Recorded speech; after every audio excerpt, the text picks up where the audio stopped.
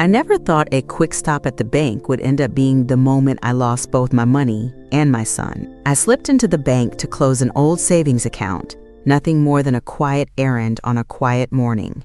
But then I saw them. At the counter, laughing, was Mark, my son, and next to him, Rachel, my daughter-in-law, glancing over her shoulder like a child sneaking cookies. Except these weren't cookies. They were my dollars. Thick stacks of cash being shoved into her designer handbag with a confidence that made my stomach churn. Rachel tugged a withdrawal slip from the teller's hand, folded it neatly, and slid it into her wallet. I caught a glimpse before it disappeared. My name, my signature, or a clumsy version of it, a forged loop that tried to mimic my hand. I didn't understand. I couldn't. Just yesterday, Mark kissed my cheek, called me Mom, and said he'd fix that silly online banking issue. I'd handed him my laptop like a fool, trusted him like only a mother could, and now he was at the counter, smiling like he'd won the damn lottery. My mouth went dry. I wanted to scream his name, march across the lobby, tear the bag from Rachel's hand, but I couldn't move. I ducked behind one of those big marble pillars, heart thudding so loud I was sure someone would hear it. Was this real? I peered around the edge. Mark was still talking. Animated, casual, charming in the way he always was when he wanted something. Rachel rested a manicured hand on his arm. The teller smiled like this was any other transaction. But it wasn't. It was theft. Right in front of my eyes. I stumbled back toward the exit, knees buckling. My legs didn't feel like mine. As I pushed through the doors, the sunlight hit me full in the face. But everything inside me was dark, shattered. I couldn't breathe. I couldn't scream. I could only think one thought, over and over again. My son stole my future. They didn't see me, thank God. And also maybe, God help me. I stumbled out onto the sidewalk like I'd been hit by a car. My breath came in short, shallow gasps, like I'd sprinted, but my body hadn't moved fast enough to keep up with what just happened. My purse slipped off my shoulder, and I clutched it like it could anchor me to the earth. I couldn't go back in. I couldn't face them. Not yet. Not like this. I sat on a bench 2 blocks away. I don't even remember walking there. My hands trembled as I pulled out my phone. My first thought was to call someone. Anyone. But who? My sister had passed last winter. My bridge group wouldn't understand. And the neighbors? God, no. Not yet. The shame was still too raw. So I just sat, watching people come and go from the coffee shop across the street, like the world hadn't just crumbled around me, like I hadn't just watched my own son rob me. And in the middle of that panic, that grief, that awful hum of how could he, I thought of yesterday. He'd come by to check on me, brought Thai food, kissed my cheek, said he'd take care of that silly online glitch I'd complained about. I'd even laughed, said, "What would I do without you?" And he smiled. That gentle practice smile. Now I saw it for what it really was, a mask. My whole life I thought betrayal would feel like rage, loud, hot, explosive. But this was cold, numb, paralyzing. I pulled my coat tighter and forced myself to breathe. In through the nose, out through the mouth. That breathing exercise the therapist had taught me after Harold died. Except back then, I was grieving someone who loved me. Now I was grieving someone who used me. Mark, my baby, the boy who used to beg me to stay 5 more minutes when I tucked him in, the man who just drained my account like it was nothing but a jar of spare change. I sat there until my thighs went numb from the cold bench, until I knew I could stand up without collapsing. And then I walked home, not because I was okay, I wasn't, but because something had shifted inside me. I didn't know what I was going to do yet, but I knew one thing for sure. I wasn't going to pretend I didn't see. Not this time. Don't give away too much too early. Make sure he loves you more than your checkbook. Harold said that to me once, 30 years ago, give or take. We were standing in the kitchen. I was slicing onions for stew. Mark was 13 and had just asked for a new video game system, something outrageously expensive. I'd said yes without even thinking. I always said yes. Harold just leaned against the doorway, arms crossed, watching me the way he used to, like he knew something I didn't. You're training him to see you as a provider, not a parent," he said. I remember laughing. "He's a kid, Harold. He just wants toys." But Harold didn't laugh. He just wiped his glasses and murmured, "Careful, Evie. A boy who sees his mother as a wallet grows into a man who forgets she's a person." I didn't like hearing it. I thought it was too harsh. Harold always had a quiet kind of wisdom. Not warm exactly, but clear. Now, decades later, I could still hear his voice in my head. Like he was sitting beside me on that park bench, shaking his head, watching Rachel slide my life into her overpriced handbag. He tried to warn me, but I wanted to believe I could be both generous and respected, loved and giving. And now, here I was, 67 years old, sitting on a bench like a fool, while the boy I raised helped forge my signature and smiled doing it.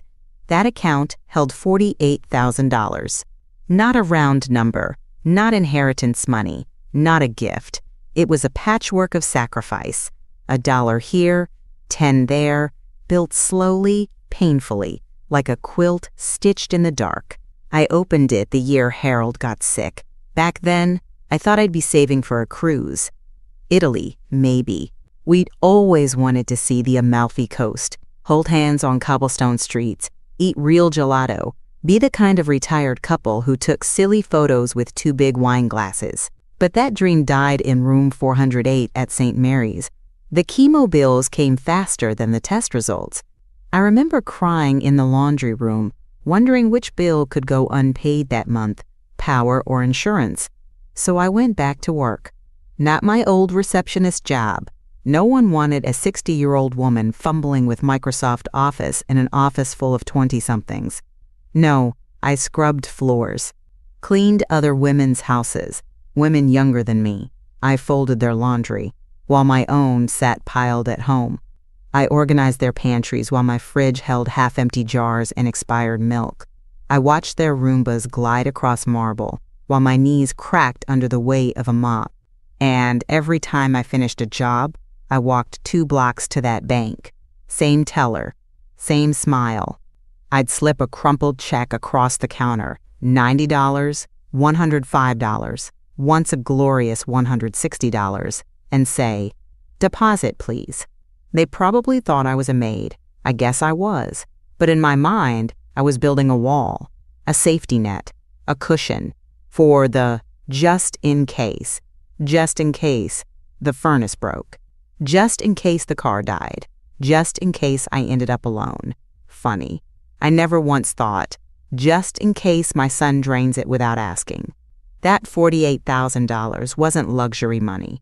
It wasn't new furniture or spa days or tropical getaways. It was survival. It was what kept the lights on after Harold died. It was what let me sleep at night, knowing I could buy groceries without asking anyone for help. It was mine. And now, it was Rachel's spending money. Folded into her handbag, probably next to a lipstick that cost more than I used to spend on groceries for a week. I sat at my kitchen table that night, lights off, unable to even make tea. All I could think was, they didn't just take my money. They took my work, my sweat, my silence, my pride. And they didn't even flinch. I should have known. God help me, I did know. I just didn't want to believe it. It was last spring.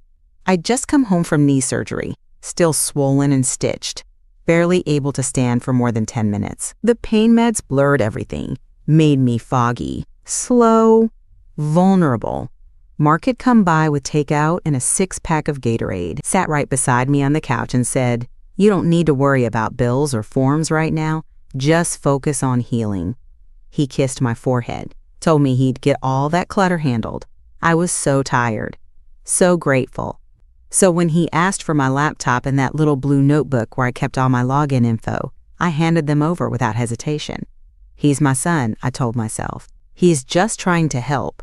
I should have seen the trap then. But I was still half doped up and half trusting. Weeks later, when my mind cleared and the painkillers were long gone, I realized the mail had gotten thin. No bank statements, no pharmacy receipts, no credit card notices. So I asked, "Mark," I said one Sunday afternoon, "why don't I get paper statements anymore?" He didn't miss a beat, didn't blink, just smiled. Too fast, too wide. "Relax, Mom. Online is easier. You wouldn't understand." Then he reached out and squeezed my shoulder. Warm, but rehearsed, like he was reading from a script. Something about that moment. It stuck in my mind like a splinter, because Mark had never been the one to touch me like that. That had always been Harold. And later, my granddaughter Lydia, when she wanted to show real affection. But Mark? He was the type to wave from the driveway. So where had that little gesture come from? Now I see it for what it was. A distraction. A magician's misdirection. Touch her shoulder so she doesn't notice you've just taken the keys to her entire life. Back then, I remember blinking at him and saying, "Oh, okay," because the alternative was too painful to think about, that my son, my own blood, had planned this. That moment at the bank hadn't started at the bank. It started on my couch, while I sat there with a swollen knee and a heart too full of trust. That's when he reached for the passwords, and I handed them over. The next crack came in the middle of a perfectly normal Sunday dinner. I remember because I'd made pot roast, the kind that falls apart with a fork. Rachel barely touched hers. "Too many carbs," she said, wrinkling her perfect little nose. But she had plenty of energy to flash her new earrings. Big, flashy things. Gold, with tiny diamonds that sparkled like disco balls. She tucked her hair behind her ear 3 times in 5 minutes, making sure we noticed. "Oh, wow," I said, trying to keep my voice light. "Big promotion?" Rachel laughed, not kindly, not nervously, the laugh of someone who thinks they're smarter than the room. "Don't worry, Mom," she said, sipping her wine. "Mark's finally making real money."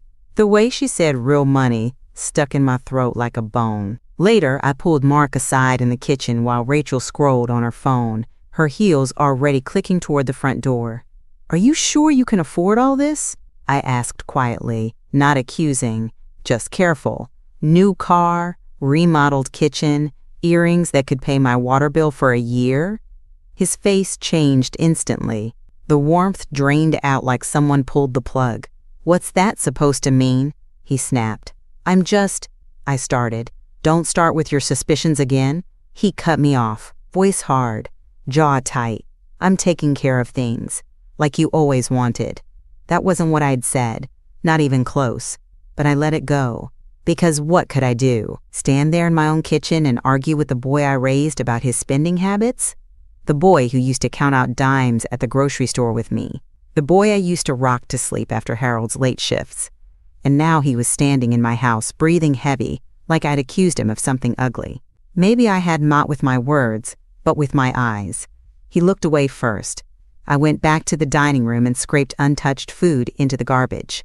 The diamonds in Rachel's earrings caught the light as they left, and for a split second, I saw what I hadn't wanted to see. They weren't nervous. They weren't struggling. They were celebrating.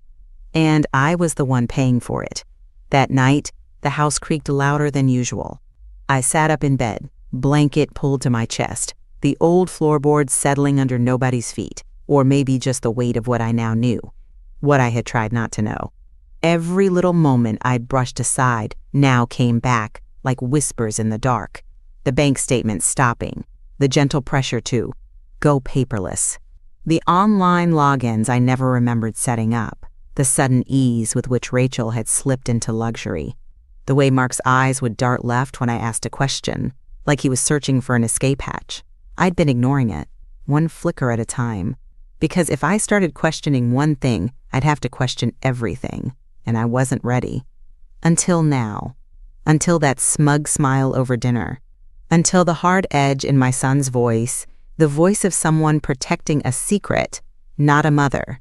I stared at the ceiling and tried to remember exactly when things changed. Not suddenly, slowly, like a tide pulling back, quiet, unnoticed, until you realize the boat's gone. Mark used to call every Tuesday. Then it became every other. Then only when he needed something fixed. The garage door, the paperwork, my login credentials. I told myself it was normal. Kids grow up, have their own lives. But this wasn't distance. This was evasion. And now that I'd seen them at the bank, hands on my money, my name scribbled in Rachel's wallet, the mask had dropped. I got out of bed and wandered into the kitchen. lit only by the microwave clock glowing 2:07 a.m. I made a cup of tea just for the motion of it. Boil, pour, stir, anything to keep my hands from trembling.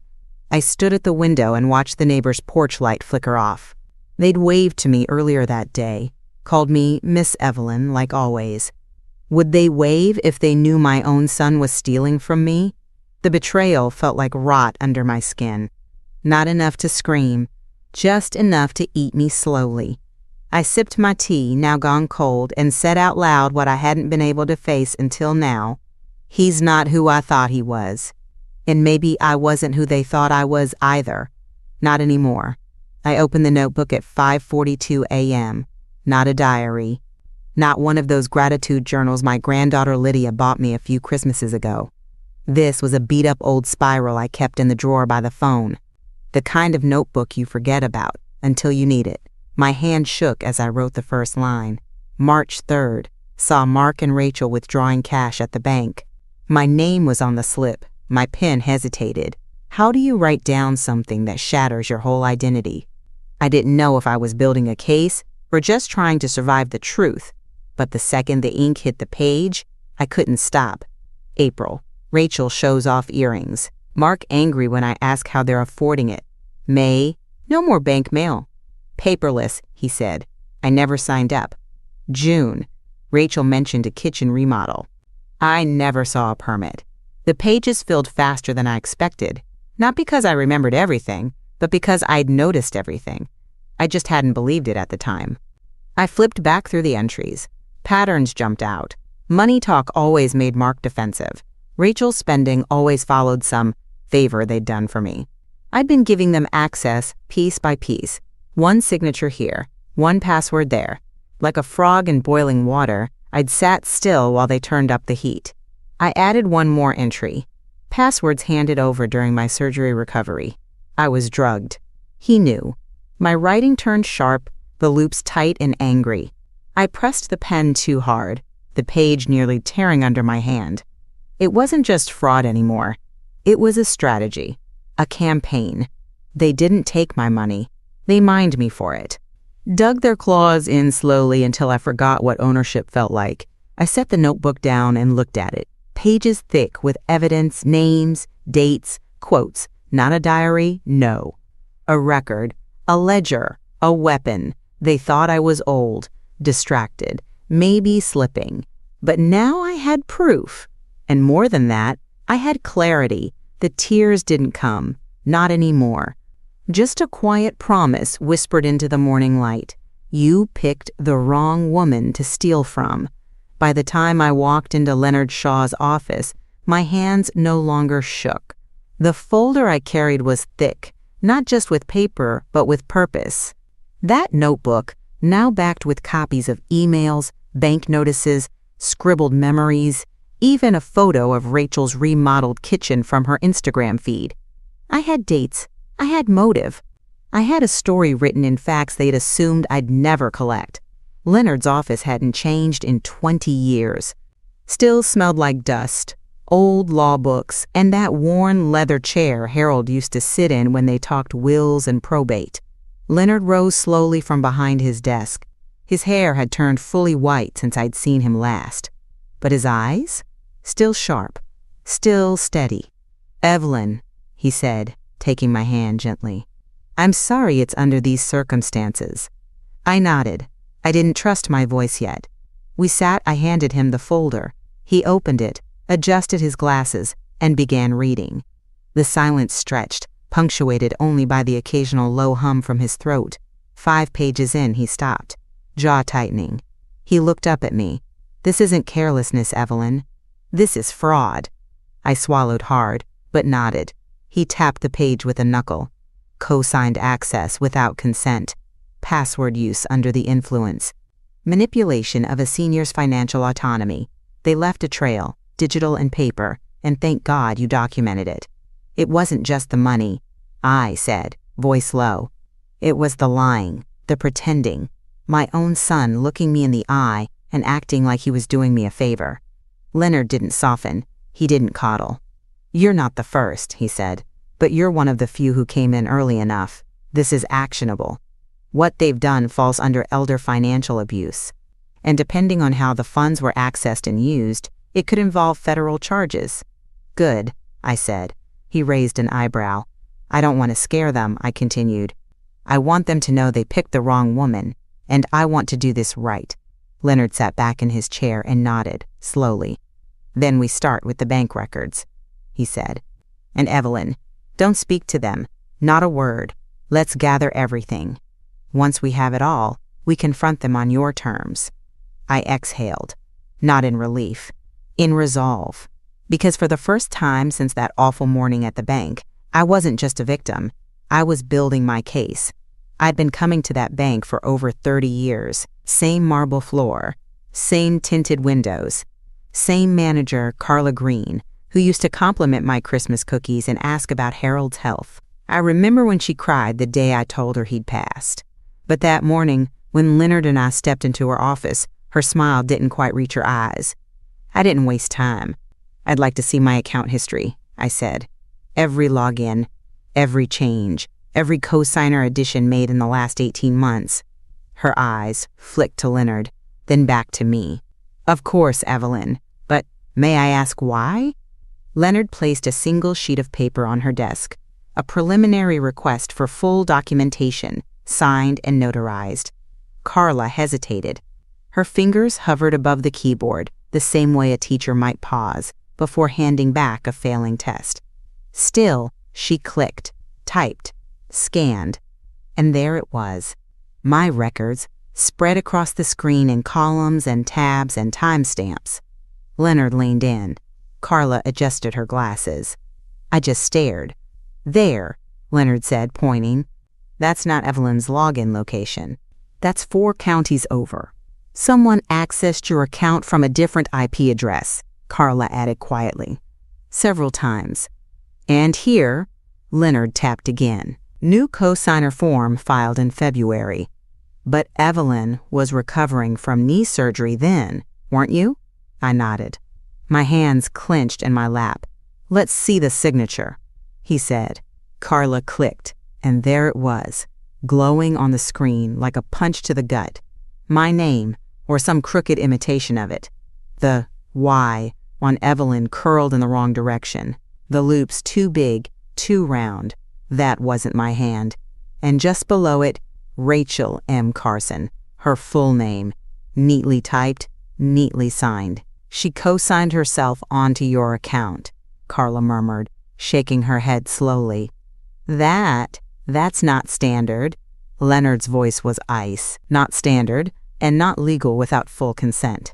I stared at my forged signature, at the access history, at the record of withdrawals, large, frequent, timed right around Rachel's sudden renovations, new wardrobe, and spa getaways she never once mentioned.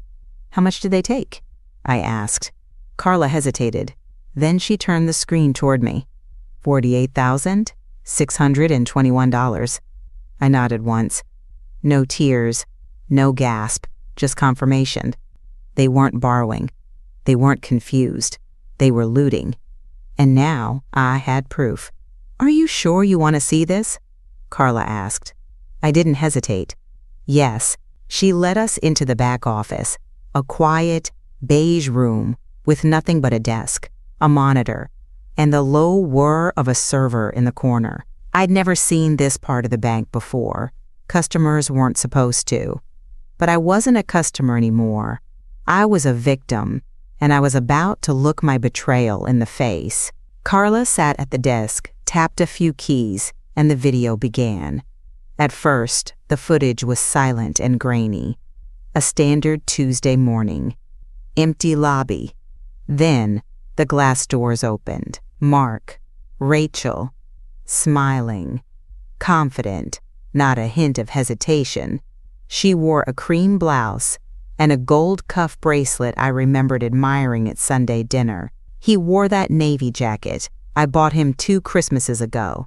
Said he liked it because it made him look responsible. I watched them walk to the counter like they owned the place. Not rushed, not sneaky, calm, charming. Rachel leaned on the counter, laughing at something the teller said.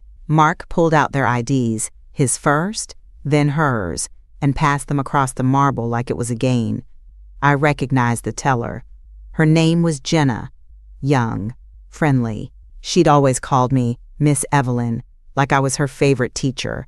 And there she was, typing in my account number, nodding, sliding over the cosigner form. Mark signed first, smooth and casual. Then he handed the pen to Rachel.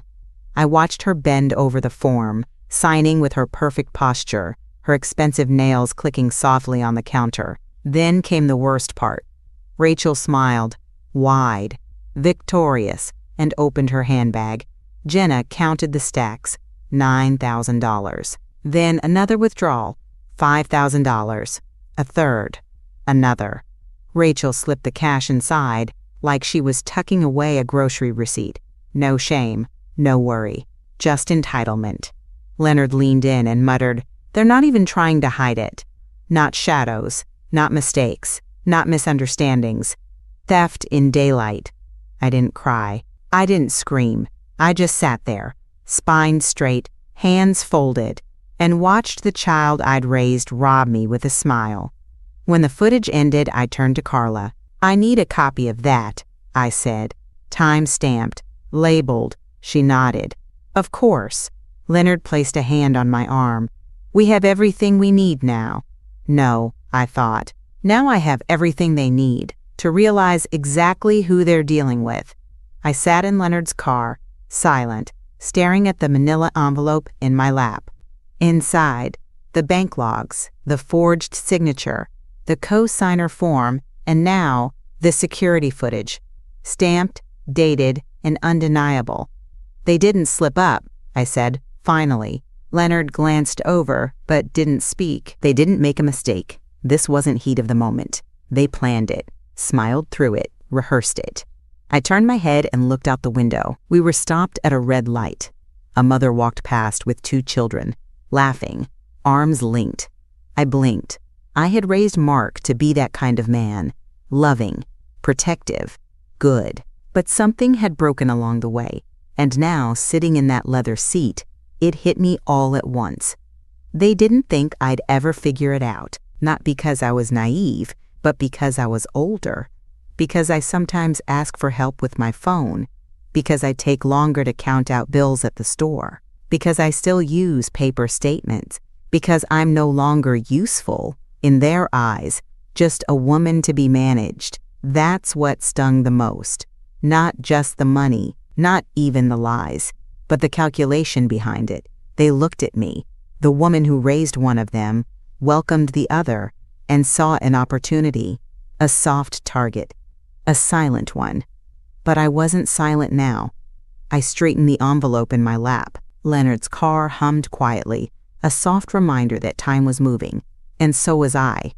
"I think I spent so long trying to be loved," I said, "that I didn't notice when I stopped being respected."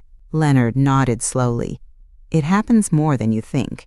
"I don't want revenge," I said, surprising myself. "I want clarity. I want them to know exactly what they did. I want them to see it laid out in front of them like a mirror." "You'll have that," Leonard said, "and more if you want it." I looked down at the paperwork again. It wasn't just evidence. It was a declaration.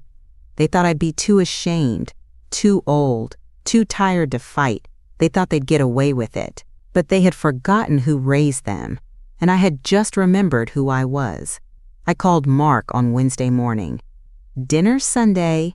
I asked, voice light. "Just the 3 of us. Been too long." He hesitated. I could hear the calculation clicking behind his silence. But then Rachel chimed in faintly from the background. Something about being due for a visit. And, just like that, they said yes. I smiled into the phone. "Perfect. Roast chicken okay?"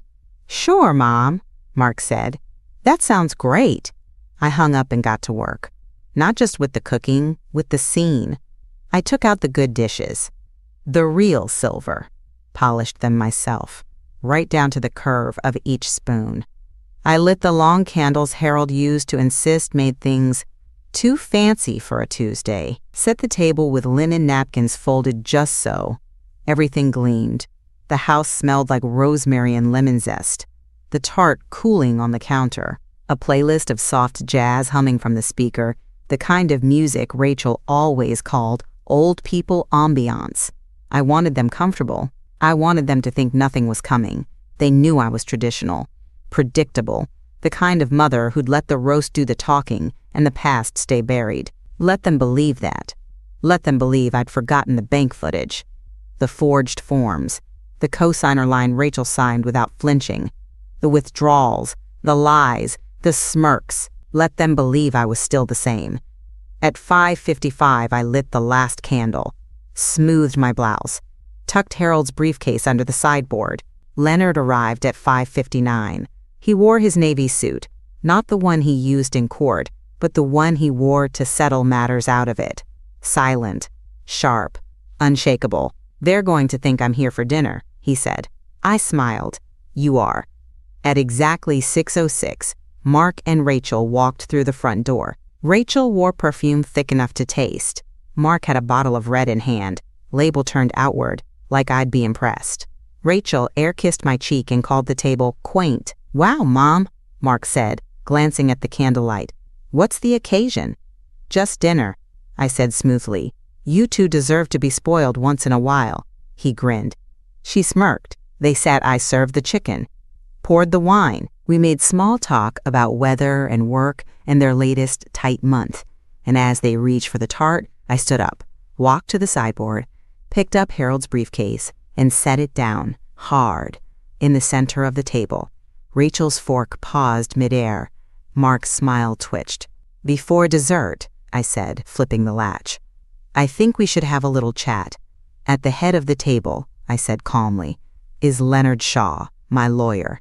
Mark's smile dropped so fast, it was like watching glass shatter in slow motion. Rachel's fork clinked against her plate. Her eyes darted to Mark, then back to me. The air changed. Instantly, the warmth drained from the room. The candles still flickered, but they didn't feel cozy anymore. They felt surgical, exposing. Your lawyer?" Rachel repeated, trying to sound amused. "For what?" Leonard didn't speak. He just folded his hands and waited.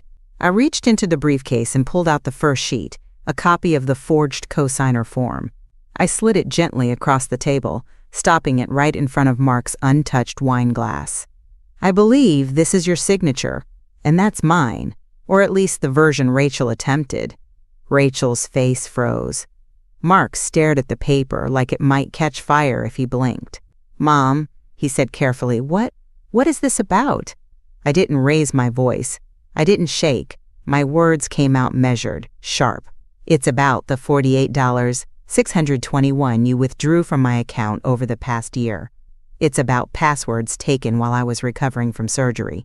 It's about forging my name, accessing my funds, and laughing about it on bank security footage." Mark's face went pale. We didn't."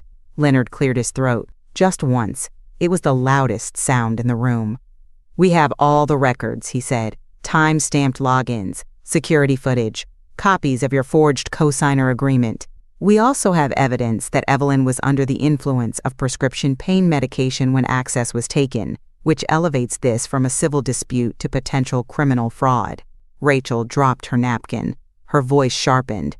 "You tricked us. You invited us here like this was some warm little—" "I did invite you," I said, leaning forward slightly, "because I wanted to look you in the eye when you realized I wasn't going to die quiet. You thought I wouldn't fight. You thought I wouldn't notice." Mark opened his mouth, then shut it again. He looked like he was trying to calculate how bad this really was. He had no idea. "You broke my trust," I continued, my voice like steel under silk. "You stole from me. You used me. And then you smiled over roast chicken like it never happened." I sat back. Let it hang there. Let them sweat in their own silence. Rachel looked ready to bolt. Mark looked like he was choking on everything he hadn't said yet. "And Leonard?" He just reached into the briefcase again and laid the next file on the table. "Let's continue," he said. "Shall we?" After Leonard slid the next folder across the table, the room went so quiet I could hear the clock tick in the hallway. Rachel didn't touch it. Neither did Mark, so I opened it for them. Here are the transaction records, I said.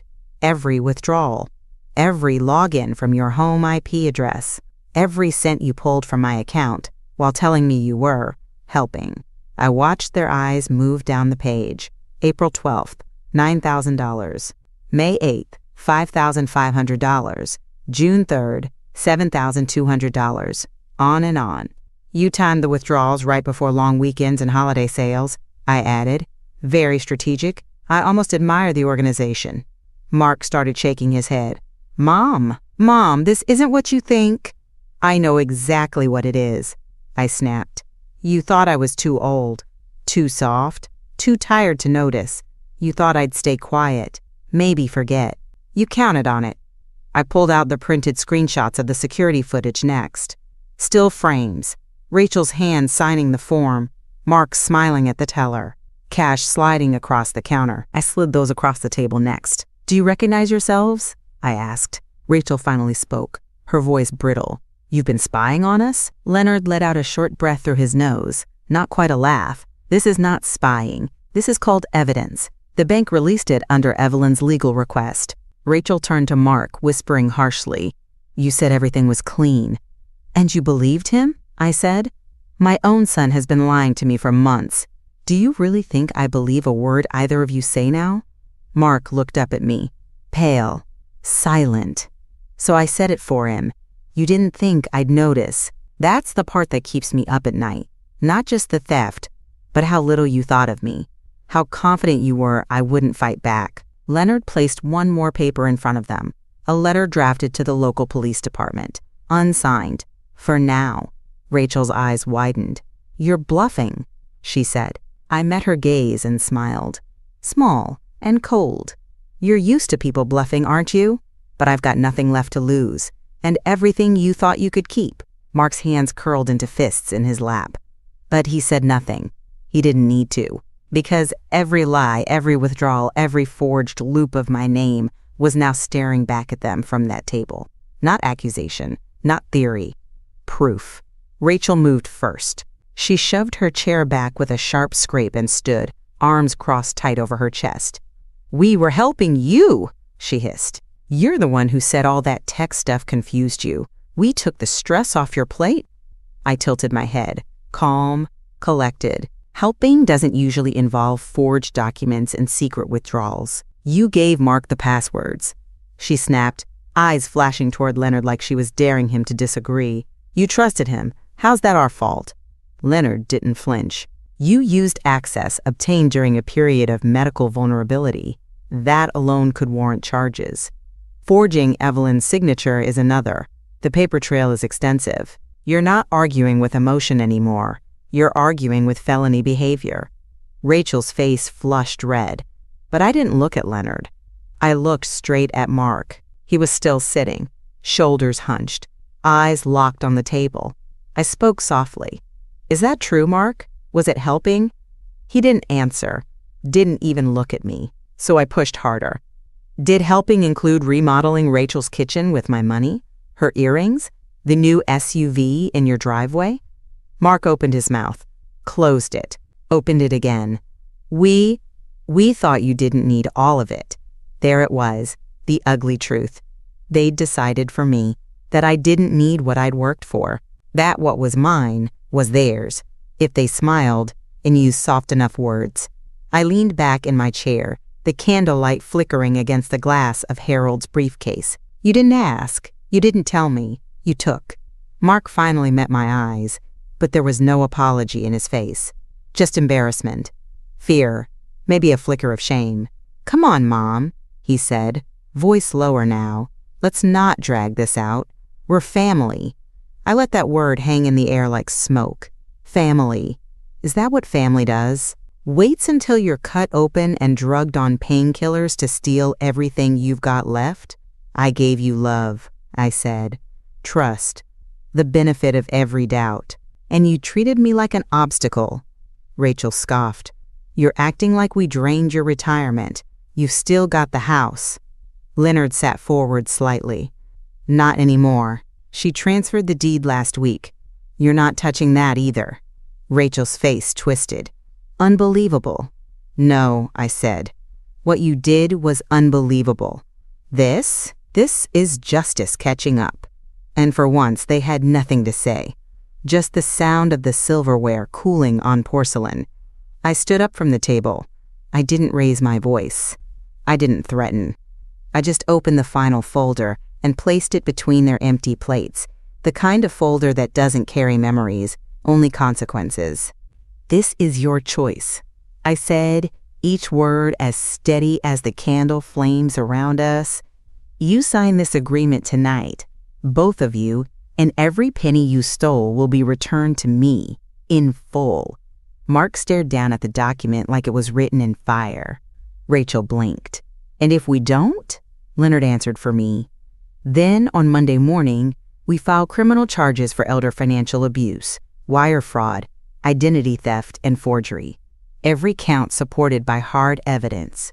Rachel laughed, short, nervous. You wouldn't actually do that. You'd put your own son in court? I looked at her. Not with anger, with clarity. I already did the hardest thing, I said. I looked at my son and saw him for who he really is. Court is nothing compared to that. Rachel turned to Mark. Say something. Mark looked like a man trapped in a house he set on fire, only now realizing the exits are gone. She's bluffing, Rachel said, desperate now. She wouldn't drag this into the public. Leonard placed a second copy of the police report draft in front of them. We've already spoken to a contact in the financial crimes unit, he said. They're just waiting on her signature. You've got until the end of this dinner to decide. I added one more thing. If you choose court, that's forever. Your names, your faces, your arrest records. You won't just lose access to my money. You'll lose any chance at repairing what's left between us.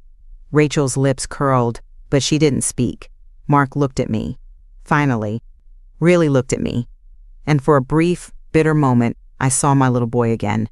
The one who used to clutch my hand during thunderstorms. He opened his mouth. I didn't mean for it to get this far. But it did, I interrupted. And you watched it happen. He dropped his eyes. Leonard slid 2 pens across the table. I suggest you read it, he said flatly, but it's non-negotiable.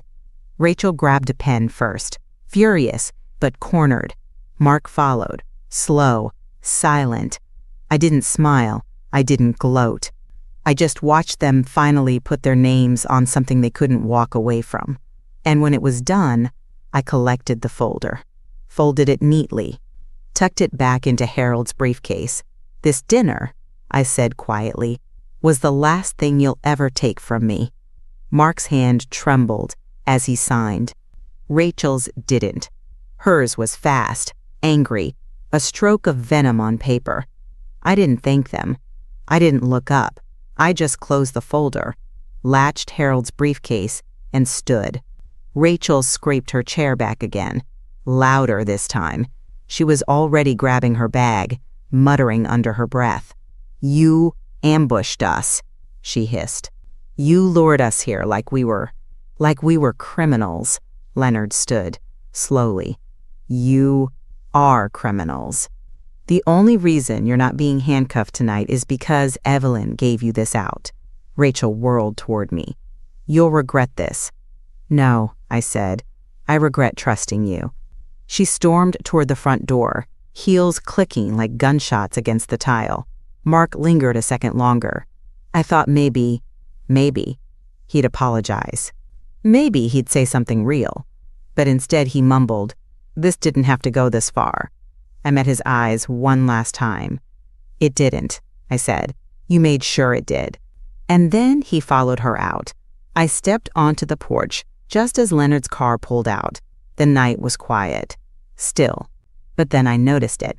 A flicker of movement across the street. Mrs. Harrow from next door was out on her porch. She'd seen the cars. The briefcase. Rachel yelling. Her garden hose dangled from one hand. Forgotten. 2 houses down, Tom Bennett stood with his phone pointed toward my driveway, recording. A police cruiser idled at the corner.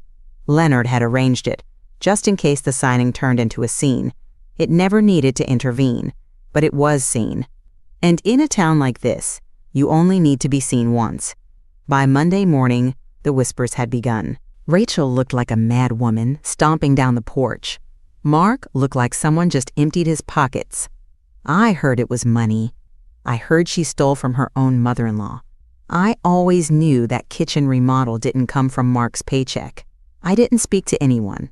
I didn't have to. The truth had walked out my front door in broad daylight, in heels and guilt, and the camera phone of every neighbor who'd spent years thinking I was just sweet old Evelyn. But I wasn't sweet anymore. I was clear, protected, and very, very done. They left with nothing but their names on a legal agreement, and the weight of everyone finally seeing who they really were.